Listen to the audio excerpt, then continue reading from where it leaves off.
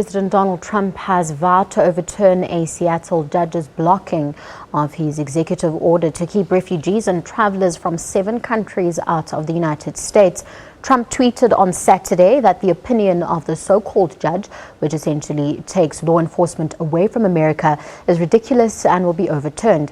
His tweets came just hours before news broke that the U.S. State Department said in a statement it will allow people with valid visas into the United States in order to comply with an opinion from the federal judge in Seattle barring President Donald Trump's executive action.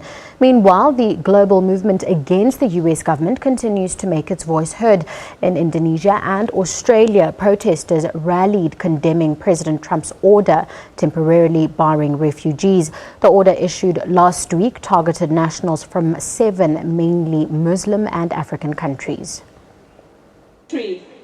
Over 1,000 people gathered in Sydney to protest against Trump's order on immigration. Last week, he suspended the US refugee program for 120 days and stopped visits by travelers from 7 Muslim-majority countries: Iran, Iraq, Libya, Somalia, Sudan, Syria and Yemen for 90 days. Under the deal, the United States were to take up to 1,250 asylum seekers held on Nauru and Manus. In return, Australia would take refugees from El Salvador, Guatemala and Honduras. Trump has begrudgingly said he planned to stand by the deal, but described it on Twitter as dumb. The Australian government remains in contact with the Trump administration, and our embassy in Washington is also working closely with US officials, and we expect that the vetting process would be as tough as Australia's vetting process is in terms of health and security checks. My message to the Australian government is to be braver. You should be standing against discrimination. You should be nurturing the minds of our world. There are innocent kids getting bombed every day and nobody cares about them, and they deserve a safe home. In Jakarta, Indonesia, activists staged a protest outside of the US Embassy, urging the government to stop its immigration ban. Indonesian Vice President Yusuf Kala says the new policies could raise suspicion towards Muslims. Indonesia, which has the world's largest Muslim population, was not among the countries facing restrictions. 790 refugees were resettled to the US. So the US has been the biggest receiving country for refugees in Indonesia, and that's why so many refugees in Indonesia will live in limbo much longer.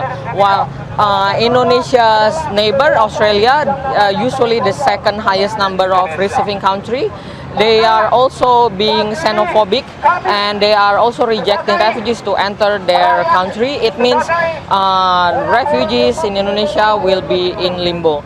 Iraqi former ambassador to the United States, Lakman Faili, says that President Donald Trump's order is unfair and could backfire. Being an ordinary Iraqi citizen now, in my opinion, the decision is unfair and it's the wrong message addressed by the new US administration, which will make it lose support of the Iraqi public. It shows that the US administration does not view Iraq as a victim of terrorism, but on the contrary, it views the Iraqi citizen as a terrorist until proven innocent. I see it as a bad message towards us. Trump said the measures would help protect Americans from terrorist attacks. Meanwhile, in Seattle in the United States, Judge James Robert, a federal judge, put a nationwide block on the US President Donald Trump's week-old executive order temporarily barring refugees and nationals from 7 countries from entering the United States. The judge's temporary restraining order represents a major challenge to Trump's action, although his administration could still appeal the ruling and have the policy upheld. He is expected to issue a full written ruling over the weekend. We're a nation of laws. It is absolutely my expectation that the federal government will honor this ruling by this judge today. This decision, I'm certain the president will not like this decision, but it is his job, it is his responsibility, it is his obligation as our president to honor it, and I will make sure he does. The Justice Department made no immediate decision on appeal, and said in a statement the department looks forward to reviewing the court's written order and will determine next steps. At the same time, several thousand people demonstrated outside the US Embassy in London today. The demonstrators are opposed to President Trump's temporary ban on refugees entering the United States. Protesters held black banners with bloodstains bearing slogans such as "No to Islamophobia." One protester described Trump's ban as an Islamophobic policy purely based on someone's religion.